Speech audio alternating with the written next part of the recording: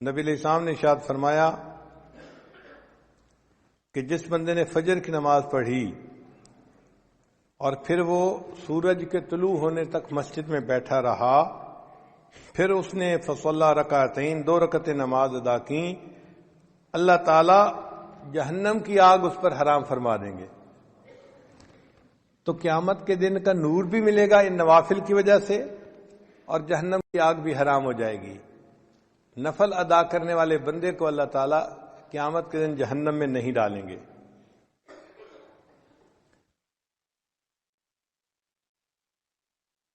ربیعہ بنت کعب رضی اللہ تعالیٰ عنہ فرماتے ہیں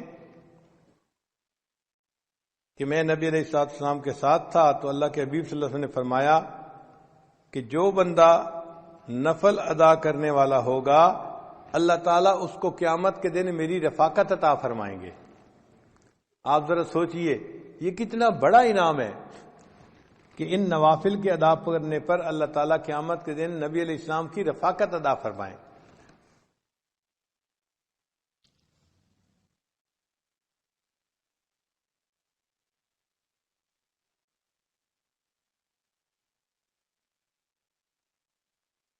ایک بچہ اگر کسی مجمع میں اپنے باپ سے بچھڑ جائے تو کتنا پریشان ہوتا ہے، تو دنیا کے اندر بچہ باپ سے بچھڑ کے اتنا پریشان نہیں ہوگا جتنا ایک امتی قیامت کے دن نبی علیہ السلام سے بچھڑ کے پریشان ہوگا۔ اور اس دن اگر نبی علیہ السلام کی رفاقت نصیب ہو جائے تو یہ بہت بڑی سعادت کی بات ہے۔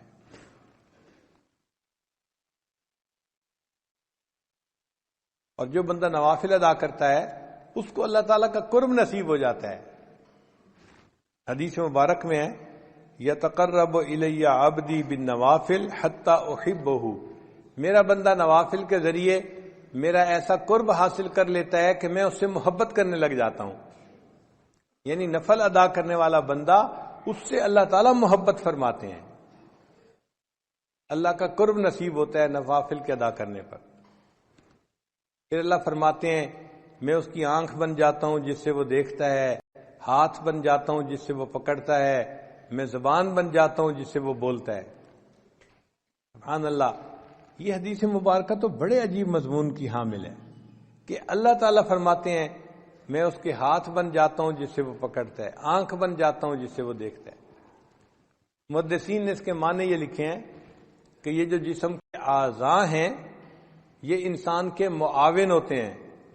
دیکھیں ہم جو کام بھی کرنا چاہتے ہیں تو ہاتھ، پاؤں، آنکھ یہ سب ہمارے معاون ہیں، ان کے ذریعے سے ہی ہم وہ کام کرتے ہیں۔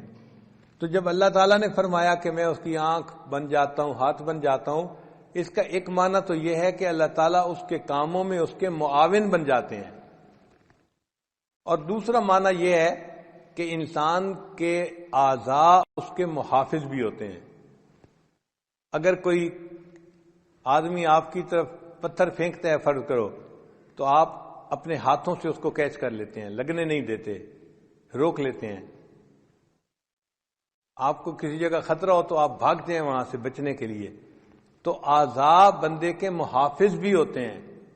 تو جب اللہ تعالیٰ بندے کے اعضاء کا ذکر فرما رہے ہیں تو محدثین نے کہا اس کا معنی یہ کہ اللہ تعالیٰ بندے کے محافظ بن جاتے ہیں اور اس بندے کی ہر برائی سے حفاظت فرماتے ہیں۔